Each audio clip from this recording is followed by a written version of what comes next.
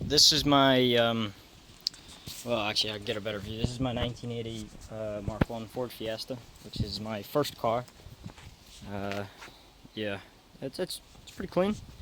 You know, it was reasonable price I suppose for a Fiesta, but you know, you got your pepper pots and everything. It's the L version, which I think means luxury. I'm not sure. There's no L badge, but whenever I went to insure it, it came up as an L. So you know, that's you know, the whole thing. I can show you the interior. You got the it's a really nice looking car. I love this car. You know, it's amazing. Filler, you know, cab's awesome. Chrome door handles and everything. Yeah, so you got the yeah, the interior is also how you can tell it's an L, because my dad bought an original Haynes manual for this, and we were looking through it, you know, just to see if it was actually an L or you know what was going on. And it's got the same interior as an L, so you know, same steering wheel and everything. So that's how you know. The back seat is a little rotten, so I just, and the original cover the guy used is like a dog bed.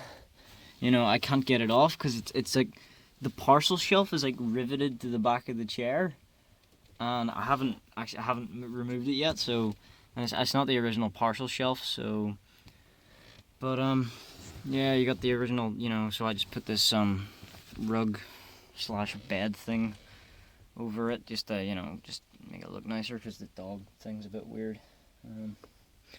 It's an awesome interior though, like, you know, I mean, it's simple, which is what you want in a car, because like, you know, like, modern day cars have all these mad buttons here and everything, but, you know, it's just, you got your air, sort of air conditioning, you know, your hazard lights, you know, the fan control, fog lamps, heated rear window.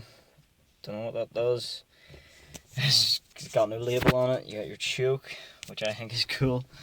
You know, it's a car with a choke. The steering wheel, I'm not sure if the steering wheel is original. I think it's a Capri steering wheel. I could be wrong. I'm not totally clued up on Fords yet. You know, you got your handbrake down there. Gear stick, 4 gears. It's pretty awesome. I think the book said it was high compression. It's the 1117 cc engine. You know, so like the 1.1, I think. And I think it said it was a high compression. So I'm not sure what that means. I'm not totally clued up yet. But you know, this is hopefully this car is the gateway for me into motoring. You know, I'll show you the engine. Me and my dad have done a bit of work, you know, well, it was mainly my dad, but I sort of, you know, I helped where I could. I learned a lot, you know, I learned about gearboxes and, you know, how to set I can't remember if they're called rockers or toppets. Excuse the dirty rocker cover though. We bought a gasket for it, because the old one was fucked. So, bought a new one, you know, cork, and it was the right shape, it was just cut really bad. So when we put it in, it didn't quite fit, so we had to modify it slightly, because it was all we had at the time. And so it leaks, which is really annoying, because I spent ages cleaning up the gearbox, and it leaked everywhere on it, you know. And we painted the clutch control arm, maybe, I think that's probably not what it's called. Painted the you know, air intake and rocker cover, cross member, you know, and tie bar. I think that's what they said it was in the book. This ground cable, haven't actually found it. Well, we have a place we're gonna mount it there, but we haven't got round to it yet. You got your air horn. It's got a new starter motor in it, which you can just about see there. New starter motor, new alternator. I think the guy before put a new master cylinder on it, but hadn't done the brakes right, so they pretty much didn't work. We put an oil catcher on it, because the first time we MOT'd it, which if you're American and you're watching, I'm not sure if you have MOTs, but it's like making sure the car's up to standard, and that it, you know, runs okay. But you know, it failed first time, so we put an oil catcher on it, which reduced the emissions by like 4% or something, and it failed by 2, so that was enough. And the exhaust is new, I believe. It's stainless steel. Yeah, straight pipe, I think. I think that's what you call it. I'm not sure. New radiator, but whenever we got it, again, the radiator was only mounted by the top 2 clips, so it was hanging on, you know, like painting style. New steering. Me and my dad put in a new steering rack because the old one, there was a little nylon sort of ball joint at the very end, sort of where it bolts onto the whole system down there, was in pieces. So we had to buy a whole new steering rack. We have to take the old one back to the shop because apparently we get money if we do. But yeah, there was no air filter in it either, so we put a new air filter in it. You know, a few of the plug cables were a bit dodgy, so you know, changed those. Not that that's really a big thing, you know, it's pretty easy to do. I even knew how to do it, and I don't really know about cars. I'm trying to think what else I can talk about. Yeah, the washer fluid tank was busted, so we changed that. My dad used to own a shop, so he had one of them lying around. Yeah, well, I mean, that's pretty much most of the work we've done. We're gonna paint the what is that called? Master cylinder. For some reason, my brain's telling me it's a solenoid, but I know it's not a solenoid because the thing on the end of on the side of the starter motor is a solenoid, but I'm not sure what it's called. Drum, maybe brake fluid reservoir. No, that's that. I don't know. One of you guys can tell me probably. Yeah, we're gonna take a look at the engine later on. We do have a new one set up. Oh yeah, we put a new gearbox on. That's a pretty big thing. Yeah, the old gearbox. That's a funny story actually. When we first got the car, we got it insured and everything, and we took it for a drive. You know, well, like we'd already driven it before, you know, but that was before we bought it. And then when we bought it, we took it for a proper test drive. The first gear, you couldn't go into first gear unless you put it in second, then first. And third and fourth were okay, but when you put it into fourth, it whined, which was sort of like, what's that? You know, we didn't know what it was, and so we took off the gearbox, the old one, and we found that there was no oil in the gearbox. Yeah, the guy had driven it 100 miles in a day, like, cause he said to us he was taking it to a Ford show, which was down in Port Stewart, which is 50 miles from where we are now, which isn't that much, but you know, it's like, you know, it's a 100-mile trip in total, you know, there and back, and there was no oil in the gearbox, so car was basically yeah, car was bad.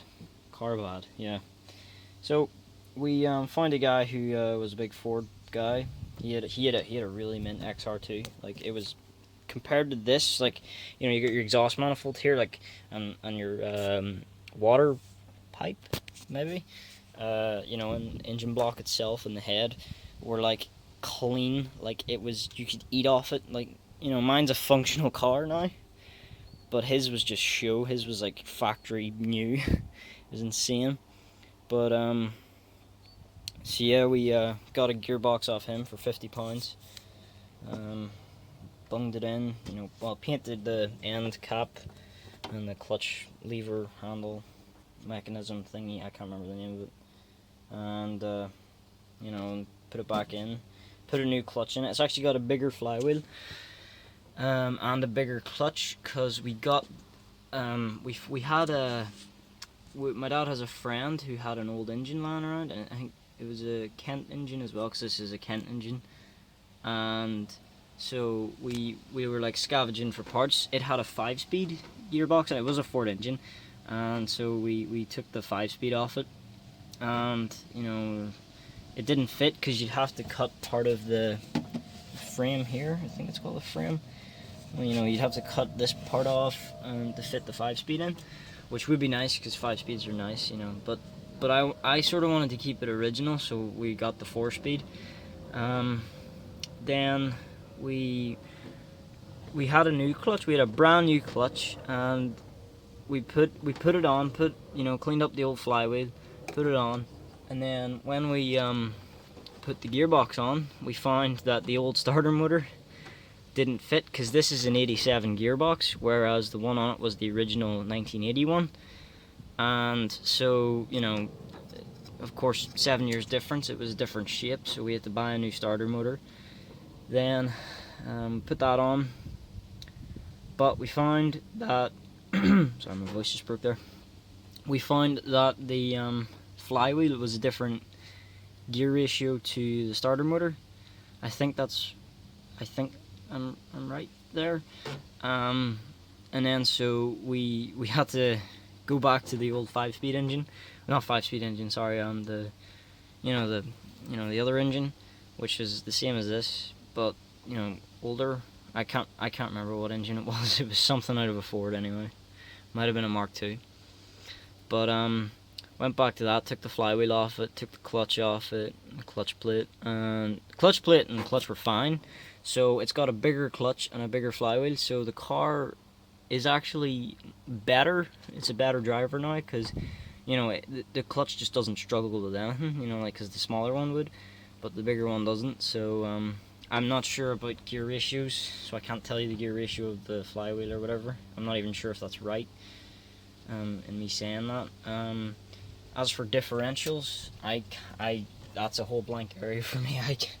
I couldn't tell you about you know, all that. I haven't learned about gear ratios yet. I know of them, you know, I know what they are, you know, but you know what I mean. I don't understand it yet. But so yeah, that's what we've done. You know, it had no air filter on before, so we put a new air filter on it. Rebled the brakes, as I've said, sorry. New oil filter, I think I just said that.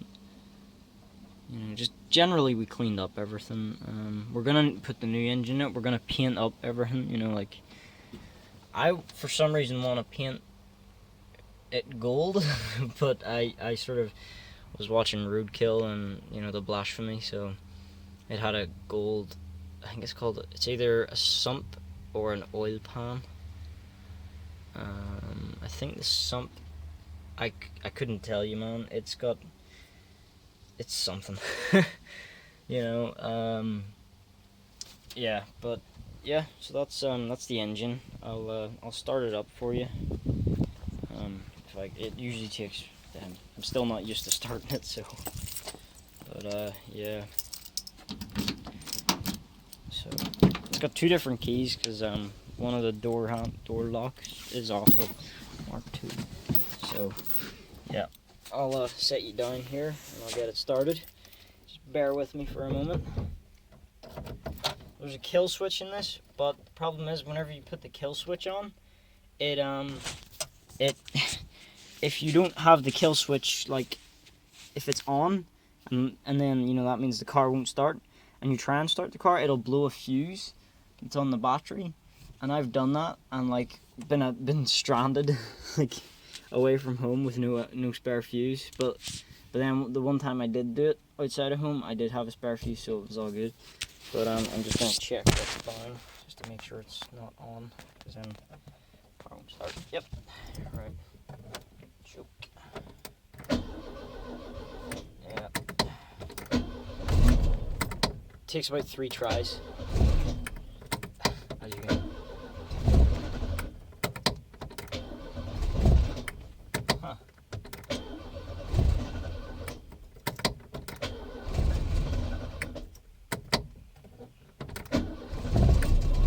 There we go. So that's with the choke on. Sorry about all that starting kerfuffle. It's you know, still that was just me being nervous. But yeah, I'll see if the choke it'll actually stay on with the choke off, because it might not.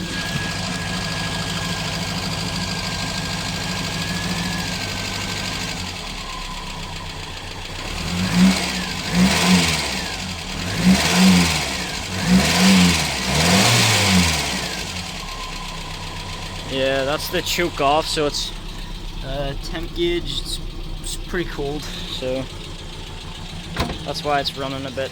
Yeah, it's gonna stall. Yep. Well, it's cold, so that's why that happened. But yeah. I apologize for my my noobish and probably disrespectful way of talking about this car. You know, I plan to keep it standard, purely because it's a perfect car the way it is. You know, it's not meant to be sport or racing or anything. It's just my daily driver, really. So yeah, but I think maybe 30 miles to the gallon. That might be a stretch. I'm not sure. I can't actually fill the petrol tank full because the guy who owned it before the guy I bought it off, instead of draining the petrol tank normally, he put a screwdriver through the filler neck. So if you fill it up halfway, it leaks. You know, just at the base of the, and so I can't fill the fuel tank up full, just halfway. So that sucks. Thanks for, well, anyway, I'm gonna go here, but thanks for watching. I'll not stop now. I'll get you a few more looks around the car because I don't think I've done a view from far away in it. So yeah, you got, I'll hold it like this. You've got, it's a nice paint job. It's not no rust or anything on it. Overall, it's a nice car. I love it. It's the best first car ever. Yeah. There's a dog. That's my brother's Seat.